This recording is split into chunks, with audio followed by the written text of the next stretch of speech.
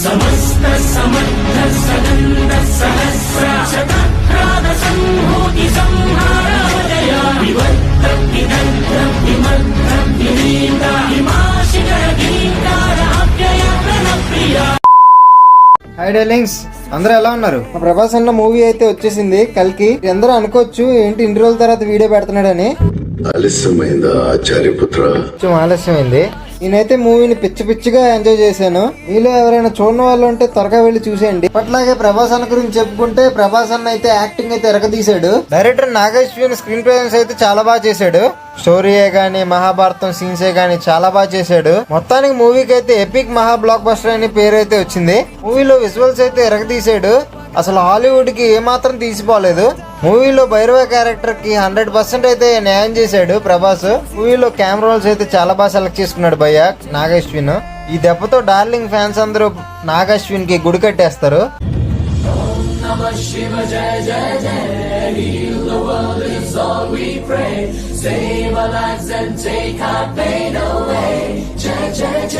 Delivery అయితే characters అందరూ బాగా చేశారు భయ్య, దానికైతే మెచ్చుకోవచ్చు.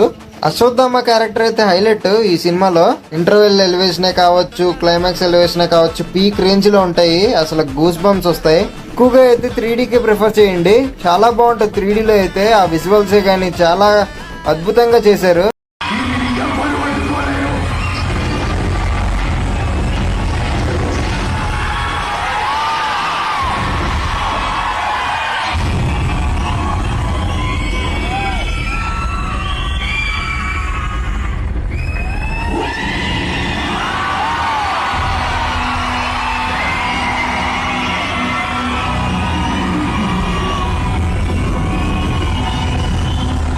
మీరు ఎంతమంది ఈ సినిమా చూసారో కమెంట్ సెక్షన్ లో కమెంట్ చేయండి.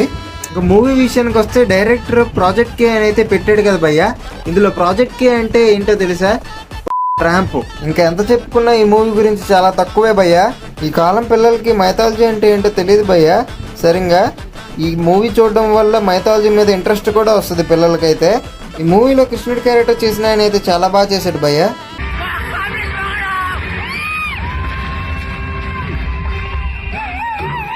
చరిత్ర మర్చిపోదు. సూర్యపుత్ర వైకర్త కర్ణ.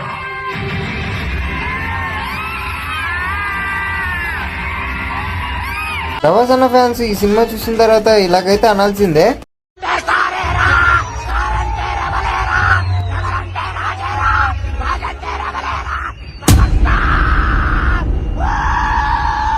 కంటెంట్ కోసం సబ్స్క్రైబ్ చేసుకోండి. ప్రభాస్ అన్న ఫ్యాన్స్ అంటే కామెంట్ చేసుకోండి.